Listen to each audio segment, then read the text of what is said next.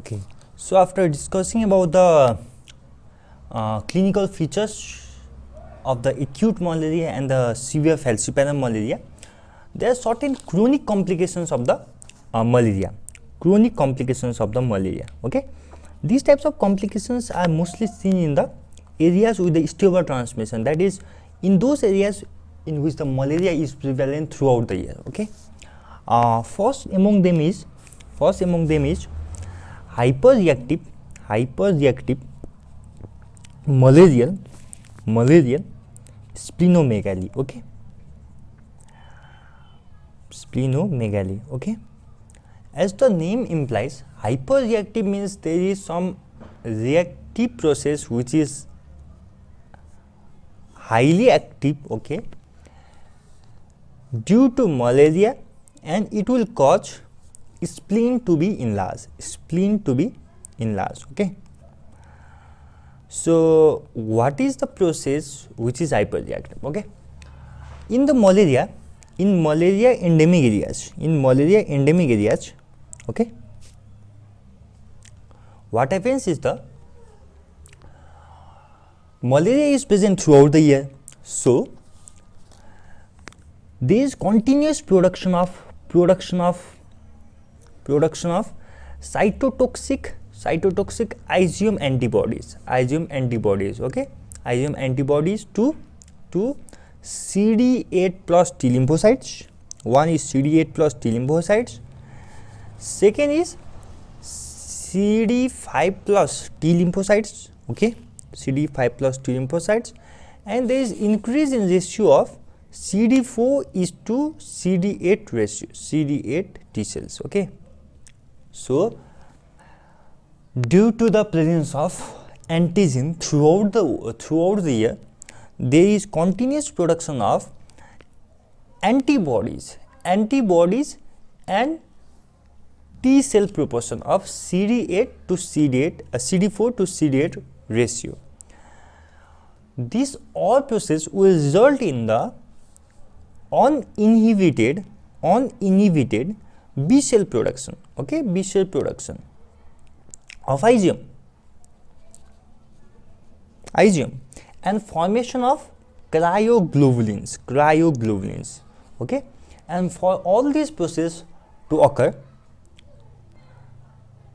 lymphoid hyperplasia should be there. So lymphoid hyperplasia will occur,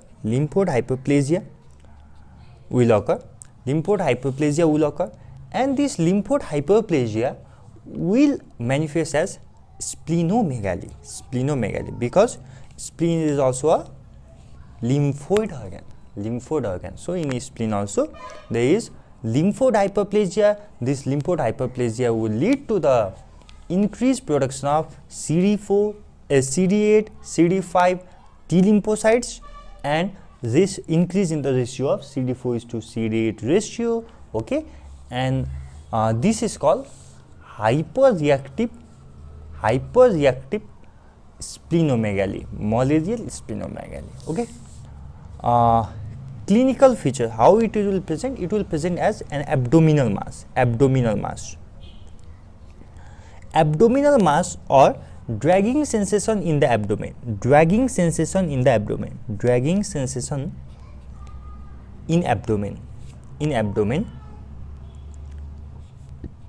and occasionally sharp abdominal pain. Okay, sharp abdominal pain. Second, it can manifest as anemia and pancytopenia. Sometimes it can manifest as anemia and pancytopenia, some degree of anemia and pancytopenia. Third is, spleen is a vital organ for the clearance of the encapsulated bacteria. So when there is splenomegaly, the function of the spleen is compromised, so there is the vulnerability to skin and respiratory infection. Okay, okay, so person will die of sepsis. In these cases, the person will die of sepsis. The person will die of sepsis. Okay. How can we prevent the hyperreactive malaria splenomegaly? Prevention. Okay. In the endemic areas,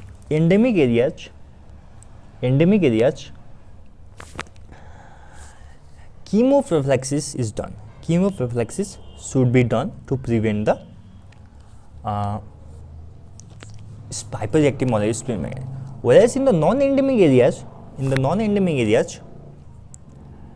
anti-malaria treatment should be given. Okay. Sometimes the hyperreactive malaria splenomegaly is confused with the hematologic malignancy. Why? Because the lymphoid cells are highly proliferative, and so there is the increase in the CD8 plus T lymphocytes, CD5 plus T lymphocytes. Okay, so sometimes it is confused with the hematological malignancy. Okay, however, it can lead to malignant lymphoproliferative disorder. However, it can lead to lymphoproliferative disorders, malignant lymphoproliferative disorders. Okay.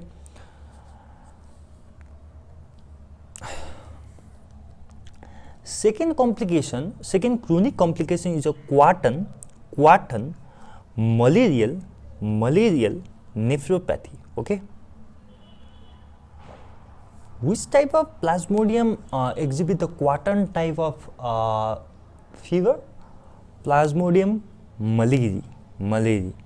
So quartan malaria nephropathy is associated with Plasmodium malarii. First point. Okay. Second point, there is nephropathy. Second point is there is nephropathy. Okay. So when there is a chronic infection with the Plasmodium malarii, it will lead to the formation of soluble immune complexes. These immune complexes gets deposited in the renal glomeruli, and this will manifest as nephrotic syndrome. Okay, nephrotic syndrome. Which type of nephrotic syndrome? FSGN. Focal segmental glomerular nephritis. Okay, this focal segmental glomerular nephritis are of two types. Okay, one is coarse granular, and second is fine granular. In coarse granular there is IgG3 deposit. In fine granular there is IgG2 deposit. Selective proteinuria and non-selective proteinuria. Okay.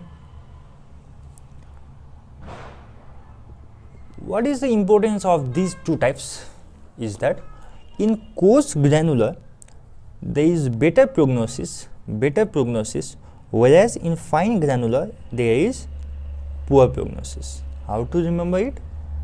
Coarse means bigger, fine means smaller, granular, IgG3 is also bigger. Okay, so where everything that is bigger will lead to the better prognosis. This means better prognosis. Okay, and this will lead to the poor prognosis. However, these types of patterns are not seen today. Quartan malaria nephropathy is rare these days. Okay, rare these days, and the response poorly to anti-malarial or glucocorticoids. Okay.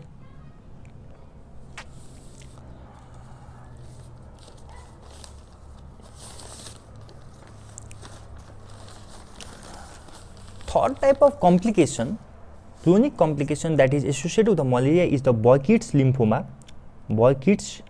lymphoma, and Epstein-Barr virus infection, okay. The immune dysfunction caused by the malaria, that is caused by the malaria will provoke the infection with lymphoma virus, okay, will provoke the infection with lymphoma virus. That means in the malaria, the immune dysfunction will lead to the increase in risk with the lymphoma virus, and this Burkitt's lymphoma, okay, Burkitt's lymphoma